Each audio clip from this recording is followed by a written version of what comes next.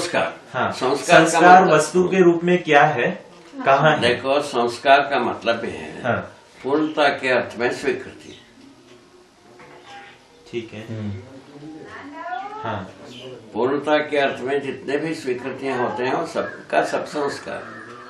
इसका जो पूरा का समाप्त करने पर यही होता है समझदार होने में स्वीकृति, समझदार होने के लिए स्वीकृति, होने में स्वीकृति, होने के लिए स्वीकृति, होने से स्वीकृति, होने से प्रमाणित होने की स्वीकृति, होने के लिए स्वीकृति, प्रयोजन के लिए, प्रमाणित होने के लिए स्वीकृति, होने में स्वीकृति, समझने के लिए स्वीकृति। तो जो संस्कार की अगर जीवन की क्रियाओं के अंदर अवस्थिति को देखा जाए तो इस हिसाब से तो ये निकलता है कि संस्कार की स्थिति जो है आशा, विचार, इच्छा और बुद्धि, तीनों में, चारों में है। हाँ, ठीक है। ये जो है ना, अभी पुनः अपन थोड़ा सा विचार करने की मुद्दा है। अनुभव मूलक विधि से ये प्रमाण, बोध, संकल्प, चिंतन, चित्रण, तुलन, तुलन, विश्लेषण, आस्वादन, चयन, ये 10 क्रियाओं में प्रभावित हो जाता है। अनुभव प्रभावी हो जाता है। अनुभव ही प्रभावित होती है। ठीक है। अनुभव प्रभावित होने से इस 10 क्रियाओं में प्रमाण ही प्रमाणित होने की व्यवस्था बनता है। अच्छा, इसमें जो है ना, आशा के रूप में जो बात बनती है, आस्वादन के प्रमाणों के आधार पर हम चयन करते हैं इनको समझाने का,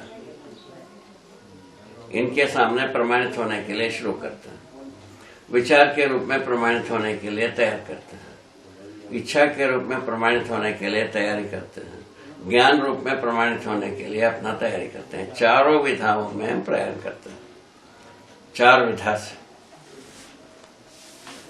आशा विधा से मूल्यों के रूप में जाते हैं, इच्छा विचार विधि से संबंधों में चले जाते हैं, विचार विधि से बाबा संप्रेषणा में जाते हैं या संबंधों में जाते हैं? उसके बाद उसको लेंगे। अभी जो प्रसंग है वो अपने की पूरा है। आशा विधि से हम क्या करते हैं, मूल्यों में चले जाते हैं। मूल्यों का आस्वादन चयन। ठीक। उसके पहले जो विचारों के रूप में संबंधों का पहचान निर्वाह, संबंधों का पहचान निर्वाह के लिए विचार की आवश्यकता है। ठीक है ना। और मैंने इच्छा के रूप में समाधान का पहचान निर्वाह, इच्छा के रूप में समाधान का पहचान और निर्वाह, बोध के रूप में सत्य का बोध, सत्य बोध और पहचान और निर्वाह, शास्त्र रूपी परम सत्य में अनुभव को किए रहते हैं, उसका पहचान और निर्वाह। इस ढंग से हम 4 विधा से हम व्यक्त होते हैं। उसको अपन क्या किया, इसी को, ये जो पहले 2 भाग है, सत्य और समाधान के साथ व्यक्त होने का काम है अभिव्यक्ति।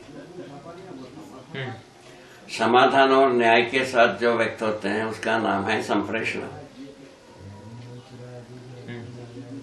ठीक है। और न्याय और समृद्धि के साथ व्यक्त होते हैं, इसका नाम है प्रकाशन। इतने तो बात। थोड़ा सा धीरे से बाबा, है ना। आपने बताया आशा, विचार, इच्छा और बुद्धि, है ना, ये 4 संकल्प विधि से, संकल्प विधि हम से जो प्रकट होते हैं, है ना। आशा के अंदर आस्वादन, अनुभव मूलक विधि से हम प्रकट होते हैं। आशा में मूल्यों का आस्वादन के रूप में हम प्रकट होते हैं, है ना। और विचार के अंदर संबंधों को पहचान के रूप में प्रकट होते हैं। और फिर उसके बाद न्याय हो गया कि नहीं, ये न्याय हो गया। न्याय के बारे में दो खाका हो गया। न्याय का जो है ये विचार और आशा के संबंध में न्याय की बात यहाँ पे पूरी हुई। अब जो है ना, जहाँ चित्त के पास चले गए, इच्छा के स्वरूप में, हम जो है ना सर्वतोमुखी समाधान में आ गए। चित्त में बाबा सर्वतोमुखी समाधान की चिंतन का फलन है सर्वतोमुखी समाधान। अच्छा। अनुभव मूलक चिंतन का फलन है सर्वतोमुखी समाधान। तो ये जो सर्वतोमुखी समाधान जो है उसकी अवस्थिति, सर्वतोमुखी समाधान की स्थिति हाँ। जो बनता है वो चिंतन चित्त में बनता है, चिंतन में बनता है, हाँ, उसको जो है ना इच्छा के रूप में व्यक्त हो जाती है, वो इच्छा के रूप में व्यक्त हो जाता व्यक्त होती है। उसका नाम होता है संप्रेषण। है। उसका नाम दिया संप्रेषण। सर्वतोमुखी समाधान जो है चिंतन के रूप में, संप्रेषण। इच्छा के रूप में है, और वो संप्रेषणा स्वरूप धारण कर लिया। संप्रेषणा स्वरूप धारण हाँ, किया। तो सत्य बोध हुआ रहता है हाँ, बुद्धि में। बुद्धि में सत्य उसको है ना अभिव्यक्ति करते हैं, अभिव्यक्त होता है। अभिव्यक्ति का मतलब अभ्युदय के अर्थ में व्यक्त होना सत्य। तो बाबा इसका और पिछले से क्या सत्य जो है ना अभिव्यक्ति क्या, अभ्युदय का क्या मतलब है? सर्वतोमुखी समाधान। हाँ, सत्य क्या है? सह अस्तित्व। सह अस्तित्व। सह अस्तित्व सर्वतोमुखी समाधान के रूप में प्रमाणित होना, ये सत्य बोध होने का प्रयोजन। माने अनुभव मूलक विधि से सत्य बोध हुआ। हाँ। इसका जो प्रयोजन है यही। बाबा अभिव्यक्ति और संप्रेषणा में फर्क नहीं नजर आ रहा। अभिव्यक्ति में सत्य बोध को समाधान के अर्थ में व्यक्त करते हैं, ठीक है। समाधान को न्याय के अर्थ में व्यक्त करते हैं, हाँ, न्याय को समृद्धि के साथ व्यक्त करते हैं। हाँ। ये मानव का स्वाभाविक प्रक्रिया है, ठीक है ना। इस ढंग से समाधान समृद्धि पूर्वक हम विचार तक आ गए हैं, ठीक है ना। तो इसके समाधान रूप में चिंतन में आ गए हैं। बोध में जो है ना सत्य को माने प्रमाणित करने की जगह में आ गए, सहअस्तित्व को प्रमाणित करने में आ गए। सहअस्तित्व के साथ ही अभ्युदय होता है, समाधान होता है। सहअस्तित्व के बिना समाधान का प्रश्न भी नहीं बनते। हाँ, हाँ। ऐसा ही जुड़ा है। सत्य और समाधान जुड़ने के बाद न्याय होता ही है। तो ये जो बात है बाबा, इसमें जो बोध की जो वस्तु है वो समाधान को गति प्रदान, अनुभव बोध, अनुभव बोध की जो अनुभव प्रमाण बोध की जो बुद्धि में जो वस्तु है, वो चित्त में जो सर्वतोमुखी समाधान है उसको गति प्रदान करने के अर्थ में है। हाँ, उस सर्वतोमुखी समाधान के अर्थ में ये होता है, क्या कहते हैं, अभिव्यक्ति। अभिव्यक्ति अभ्युदय के अर्थ में व्यक्त होना। क्या चीज? सत्य। सत्य क्या है? सहअस्तित्व। सहअस्तित्व व्यक्त होना। तो अभ्युदय के अर्थ में व्यक्त होने की जो बात है, वो अभिव्यक्ति जो है वो बुद्धि की बात है। तो बुद्धि व्यक्त हो रही है, वो चित्त में सर्वतोमुखी समाधान के रूप में, अर्थ में सत्य बोध होता है। अर्थ में सत्य बोध होता है। ये बात, उसको छोड़ दे आपने, एक मिनट, उसको पकड़ो। सत्य बोध कराना सर्वतोमुखी समाधान के अर्थ में है।